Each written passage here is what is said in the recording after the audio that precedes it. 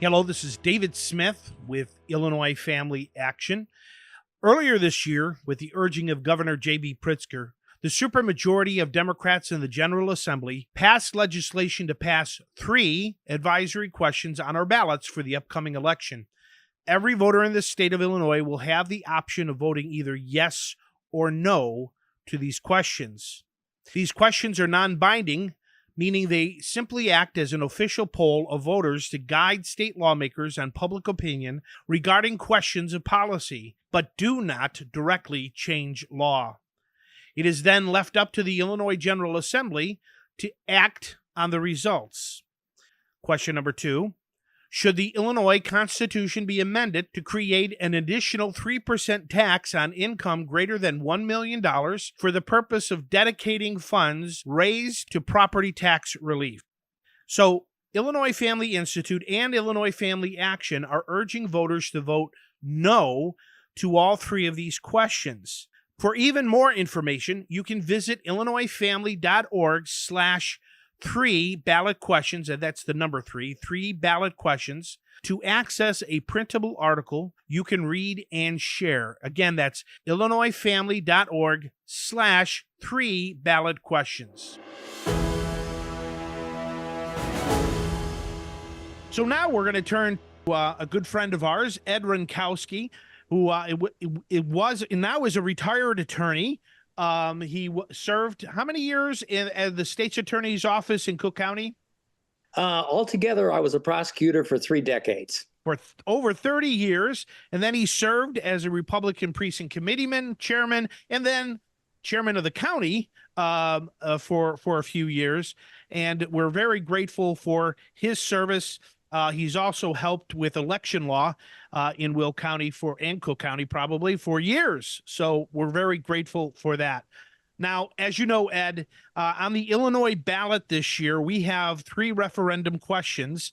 The Illinois Democrats decided to throw 3 questions on the ballot in the hopes that it will elicit a greater turnout for their side.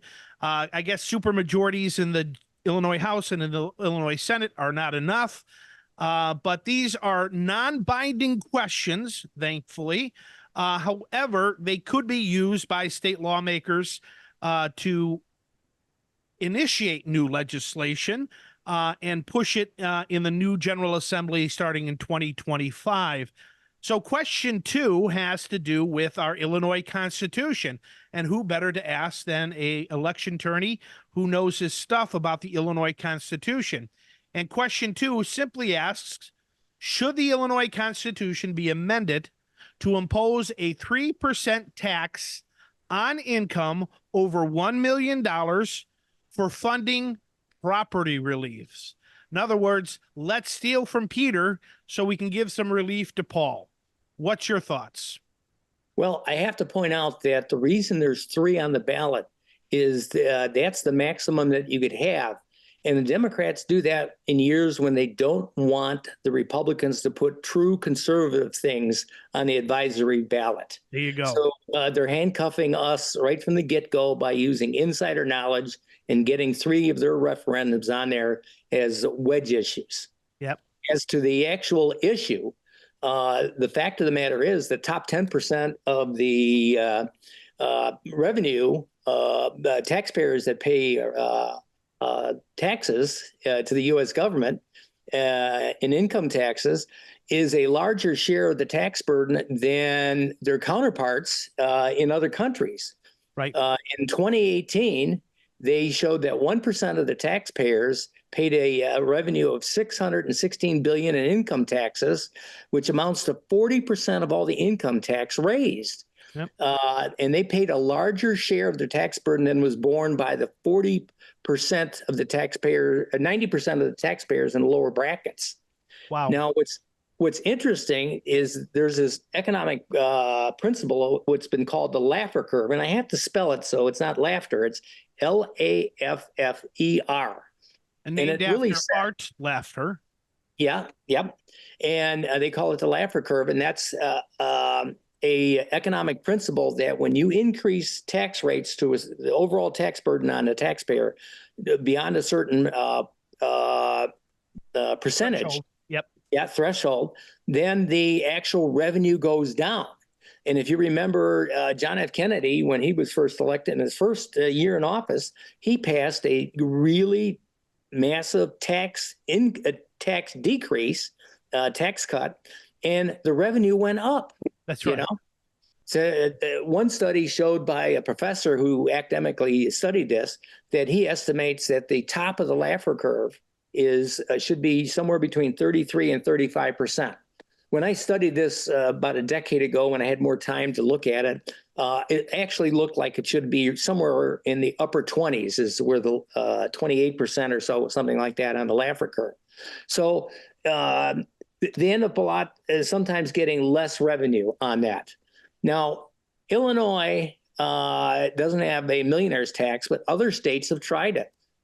Maryland was a classic example. When they passed the income tax there, they ended up, let's see, how was it?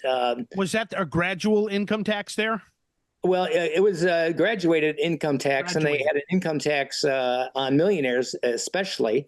6.25%. Maryland, 31,000 people moved out, and there was a net revenue over the next revenue drop from those millionaires that were paying taxes of $5.5 billion in less income to Maryland.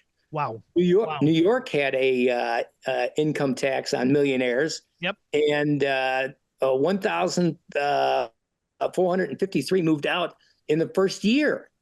So that's what happens there. These people vote with their feet. That's right. Well, it sounds like something that's happening in Illinois. We've got a lot of wealthy people leaving the state of Illinois, don't we?